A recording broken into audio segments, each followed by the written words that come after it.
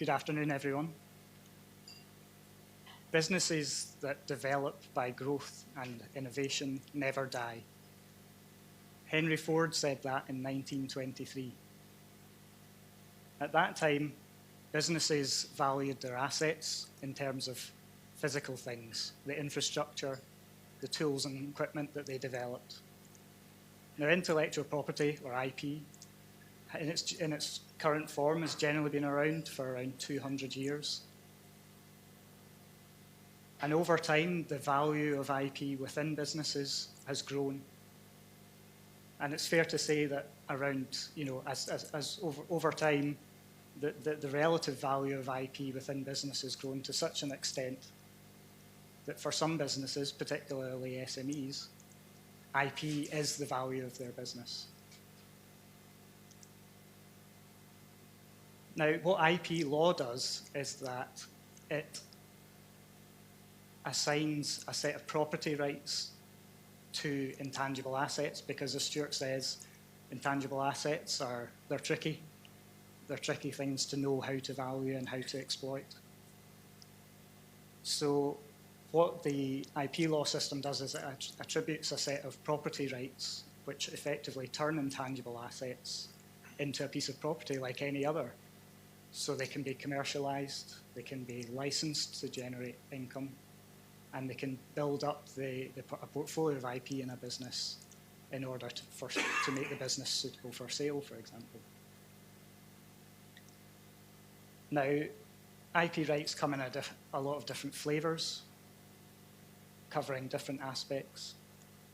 But in general terms, we can say that they fall into two main categories.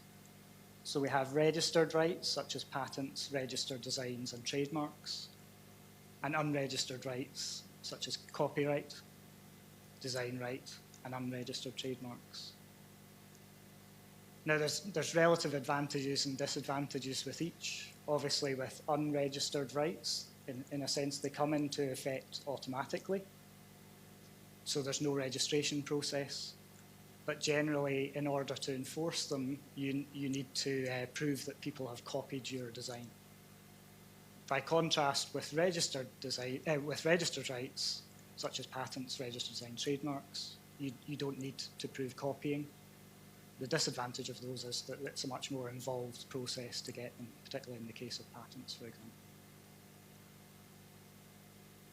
So what does IP do for you? Well, in general, IP, the common theme with all of these is to do with exclusivity, the ability to control an area of technology or a certain aspect of industry for a limited period, but in order to give your business a step up in the market for a limited period. So, for example, patents for a period of 20 years.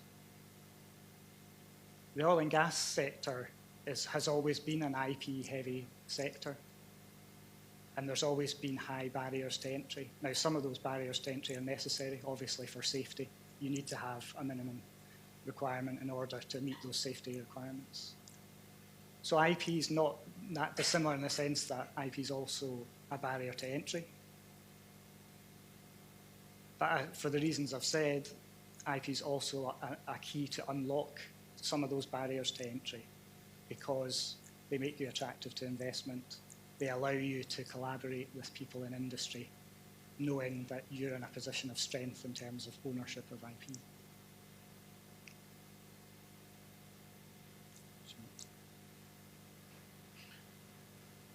Okay, so the key thing about IP is it protects the things that add some value to your business. So if you can think of the reasons why people buy your products or your services, then for at least a few of those, then IP can really provide protection for those things that add the slight value. And IP can take a wide range of forms. There are more than people think. So for software and the algorithms and like AI, people tend to think of copyright, trade secrets, but actually there's a whole wide range of other possibilities. So here we have design coverage. So that covers the way that things look. And a lot of the time, the way that things look are quite important. So here we have coverage for Lara Croft, Tomb radar, so characters and things like that can be covered.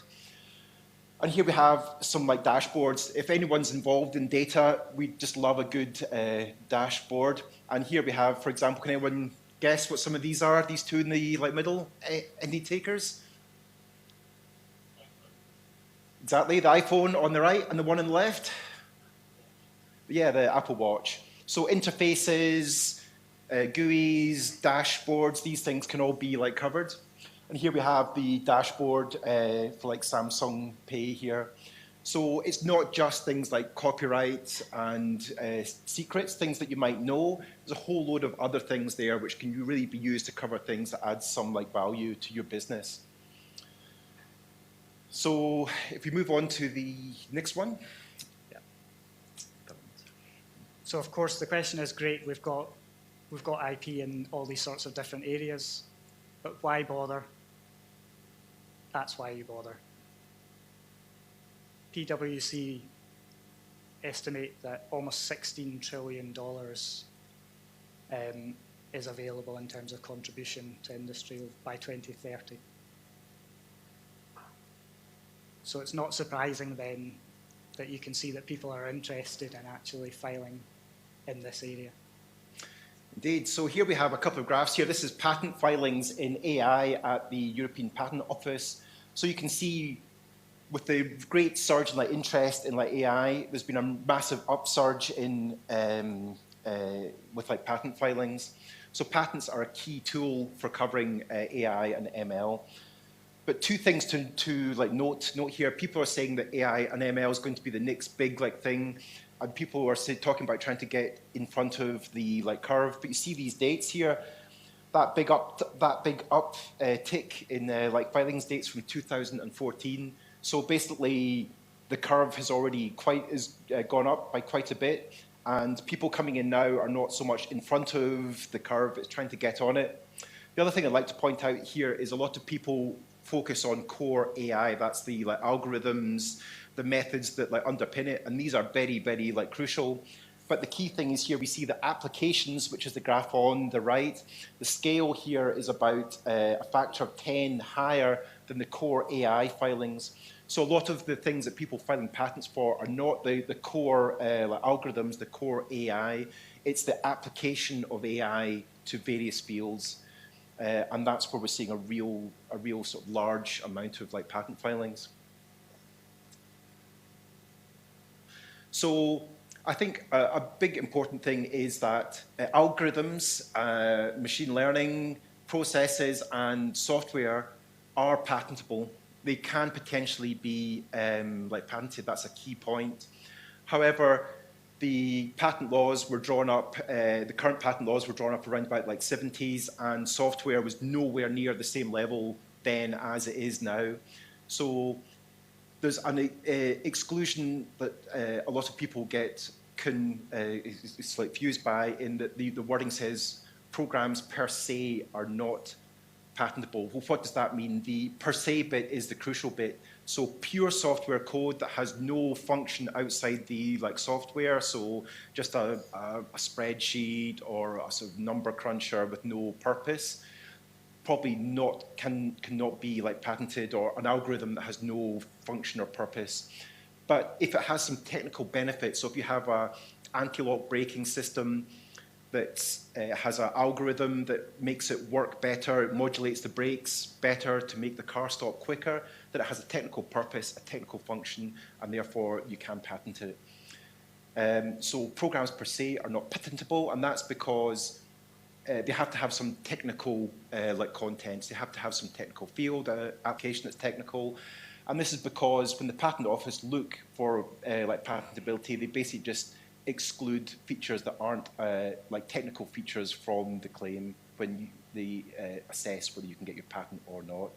So the key point here is programs and algorithms can be patented, but they have to have some technical content, some technical benefit, or application to a technical system. Okay. So of course this raises the question of, well, what does technical mean? This is the answer the EPO, the European Patent Office, have come up with. It's an elephant test. It's difficult to describe, but you'll know when you see it. Now, that sounds stupid, but actually the point there is they want to be flexible. If they set down too tight a definition, it limits their ability to actually grant patents to technologies that, improve society.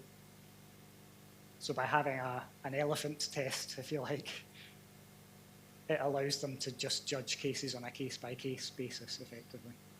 So since then, however, they have managed to come up with, the case law is actually developed to an extent that we have a slightly better definition.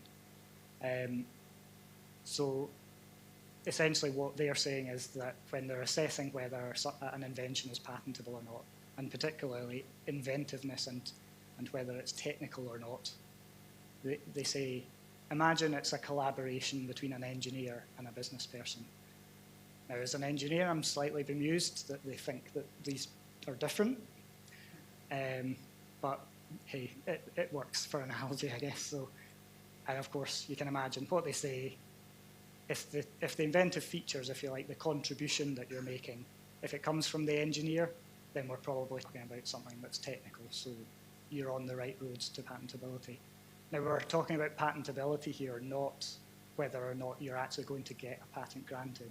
It just gets you into the door in order to go to the further tests of whether you can actually get a patent granted. But if the contribution's coming from the business person, then you're probably talking about something that isn't technical enough to be granted a patent. But guess what? The oil and gas sector is full of technical problems and solutions. So guess which one most of you guys are going to be in here.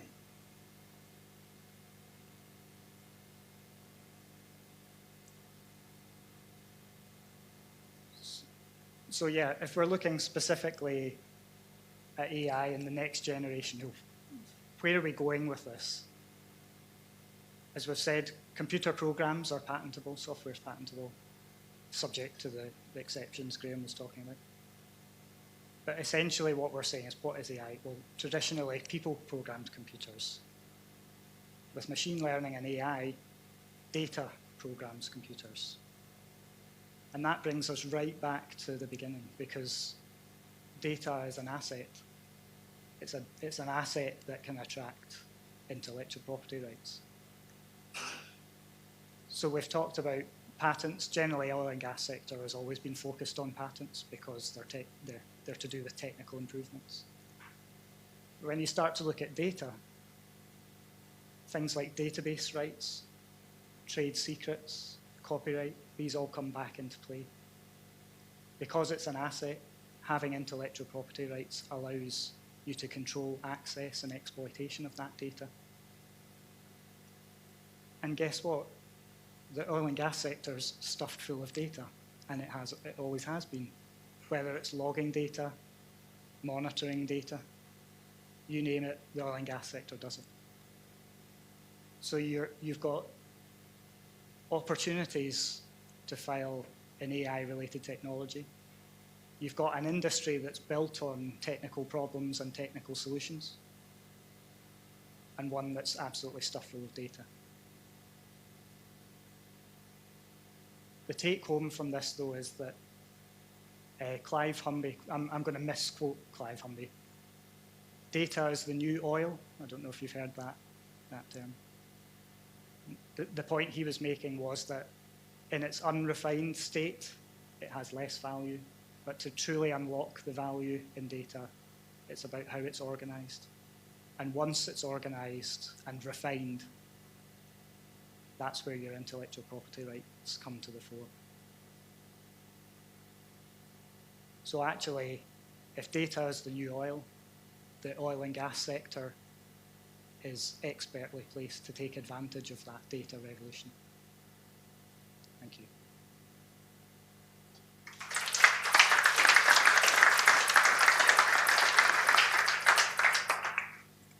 Thanks very much, guys. So we're just going to open up for Q&A. There's a roving microphone, so you want to stick up your hand if you get any questions. and try and speak clearly into it. Look up the back. Thank you. Where are the speakers? Just building on the last point, actually, when machine learning and artificial intelligence are developing insight or actually algorithm by looking at data automatically. So who owns the right? Who owns the copyright? Who owns the patent? How you protect that? Yes, that's a very good question, actually, because it's a complicated thing. I guess in the old days, if you're making a sort of widget or a tool, it's easy because you have your tech team who work away in the lab to make a tool.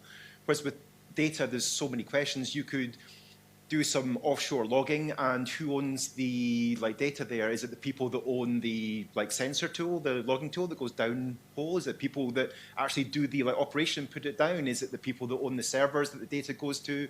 Is it people that owns the rig whose personnel collect the data? Is it the people that refine the data, process it? Is it who comes up with the algorithm? The answer is it's very complex, but which makes it all the more important that if you're looking to have a business based on data, you need to look into these things right at the start. You need to work out where is your chain of operation, where is the value being added, where's the data being generated, who's processing it, who's adding some value to it, and then you have to make sure that the chain of ownership there is clear.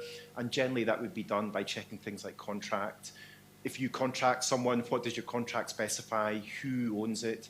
These sorts of things. So I guess for projects where data is involved, it's very important to have all your contracts in place and proper right at the start, because a lot of the time, in general, the contract will determine who owns it. And there's loads of defaults, and if you just leave it to the defaults, then you run a real risk of being a hostage to fortune. So basically, if you get your contracts right at the start, then that's the real saving part. I mean, generally speaking, in the oil and gas sector, obviously, employee IP is generally owned by their employer, whereas a contractor owns their own IP, unless there's a contract otherwise. So that's where, as Graham's saying, if the contracts are set up, again, you're used to doing contracts in the industry, so it's just making sure the contracts say what they need to say in terms, it takes account of the IP in the data as well. I guess I was specifically on the artificial intelligence or machine learning. Typically, you have a training set of data, and someone owns that. Then the machine learns from a training set and applies that algorithm to a new set of data, maybe it's owned by someone else.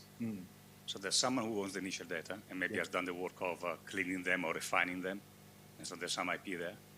There's someone who owns the basic starting algorithm for the machine to learn from this data and developing something new code, and someone owns the final data. That sounds complicated, and we will try to make it simple. No, it is. Unfortunately, what you said was absolutely correct. A lot of the time, as you say, it's a long process, and lots of people add some value the whole way along that process. And anytime, as a rule of thumb, anytime that somebody adds some value, there's probably some IP in there. And then, so as you say, the longer the chain, the more people involved, the more complex the situation can possibly become. So I think your comments are absolutely right there, which makes it all the more important to get it right at the start. Keep it simple. So we talked about database rights, incidentally. So creating a data, presumably the machine learning is accessing that data. So it's developing a framework around how that data is accessed, what the contractual relationship is in order to access that data. Whether it's it could be a free-to-use license. I mean, we were talking about this earlier, that intellectual property allows you to decide. It puts the emphasis on the person who created the technology should get the benefit from it and be able to control it. Now, that might be that you offer free-to-use licenses to access the data because that's in your commercial interests, or it might just be what you want to do.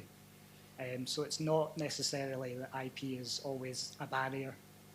It's just a mechanism in order to control exactly how that access happens.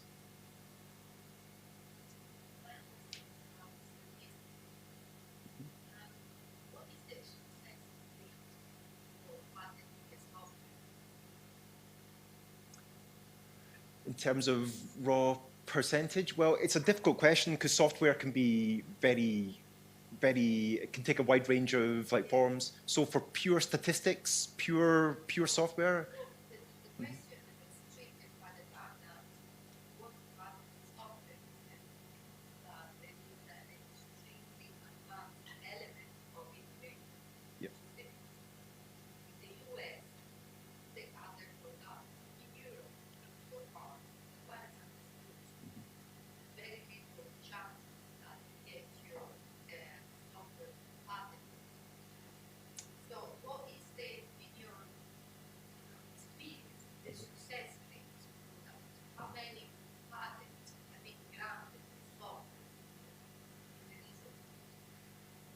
Patents granted on software as a whole is a sort of extremely high number of patents. There's like many thousands being granted, but those are granted off the back of they have some application to a technical field. So it's more the application of software or applied software or software structured in such a way that they have some considerations of the technical system in which it's run. In terms of pure software, pure statistics, pure maths, the number of applications granted are very, very low because, as you mentioned, the European Patent Office is very strict on not granting patents for pure maths, pure software that has no technical function or application. And also, as you mentioned, the USPTO has traditionally been much more favourable to those sorts of inventions, as long as you can show it works in some tangible system.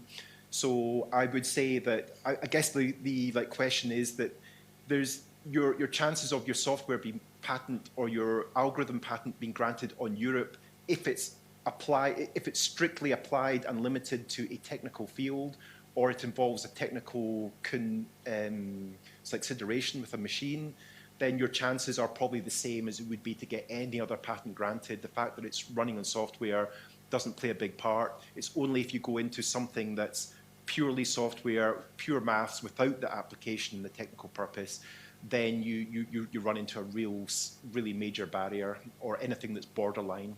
Yeah. I think it really is a bit of a misconception that it is not helped by the wording of the Patents Act in the UK and Europe. It's definitely led to a misconception that software isn't patentable. But as Graham, I mean, you work in this area every day, so my field of specialisms in software and AI. So if you didn't get patents granted, then I would have been out of job a long time ago. So yeah, I can testify to the fact that you can get it through, but it's all about thinking about what am I doing with it? What's the purpose? What's the function? What are the benefits? Because you can patent pure software itself but you've got to think about what's the benefit. Is the benefit in a technical field? Is it in doing a better oil and gas well, or increasing my flow rates, or production, or something tangible? And in which case you can probably get your patent for it. If it's something etherical, then probably not.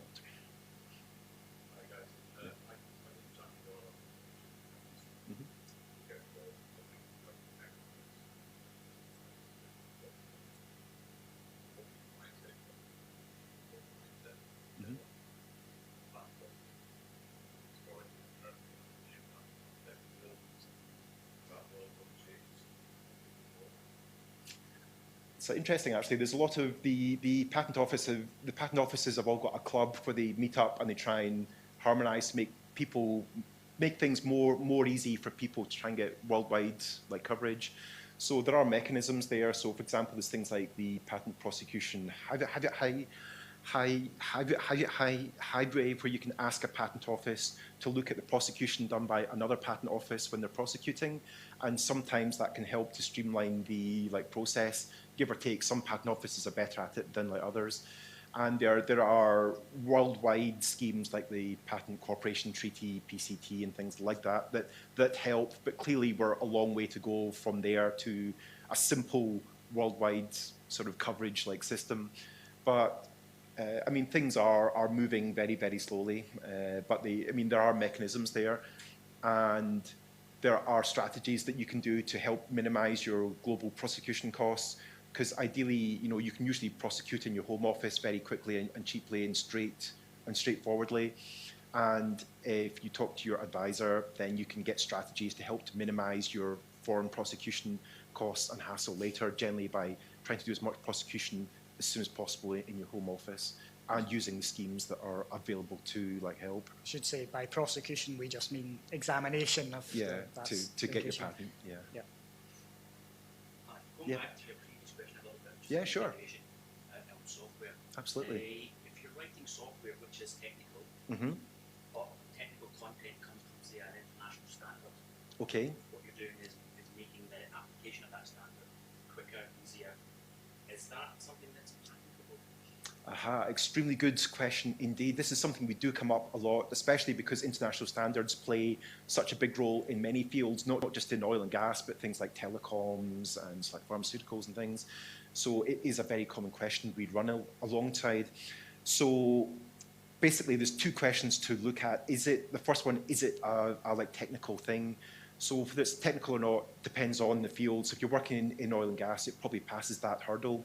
Another hurdle it's got to pass is it new and is it obvious? So the novelty test you could probably pass as well. That's quite a black and white test. Has it been done somewhere previously, yes or no? But the real problem that you often run into with a lot of these standards-based ones is it obvious? So a lot of the time they incorporate the standard as a known thing, which they generally are. There's usually big, even before the standard's launched, there's usually a sort of big working group and everyone in the field is there. So then a lot of the time you run into the question is, would it be known to implement this thing, to implement the standard? And it generally becomes a question of obviousness. Would it be obvious to do that? Is your software just automating something that's a logical progression of the standard? It's taking a known standard and it's automating it in some way in a logical fashion, in which case it's probably not patentable because it would fail that obviousness hurdle.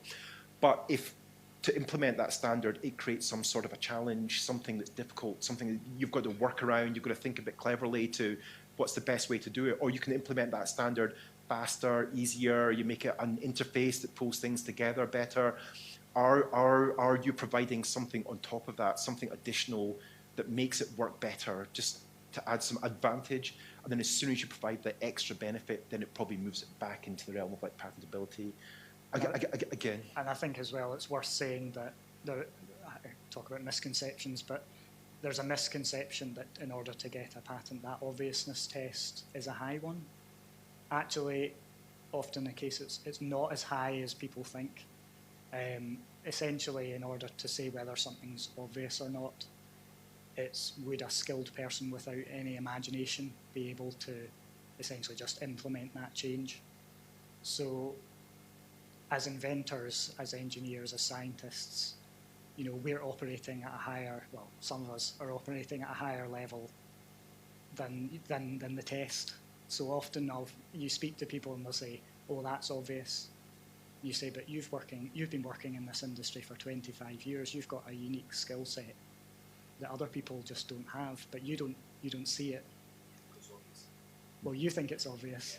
But but as far as the patent office are concerned, as Graham says, well, actually, yes, it is, and it's an incremental improvement. That's the whole point of the patent system, as far as the government concerned, is that they're giving you a monopoly for a limited period, but society as a whole gains because you're telling people about your inventions. In the past, people developed new things, but they didn't tell anyone how it worked, and if they died, that information is lost. The patent system, we talk about the state of the art. That's a term used, obviously, in general society, but the state of the art is essentially is built into the patent system. It's what's known, and that gradually improves over time. So, a good way of looking at it is not thinking of is it obvious, but does it provide a benefit? Does it do something better? And if it does something better and no one's done it, it's probably a sort of hint that there might be something there.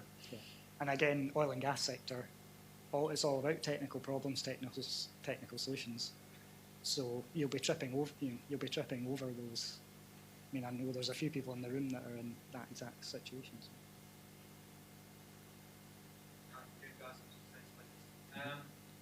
It's about trade secrets. Okay. If you have a trade secret,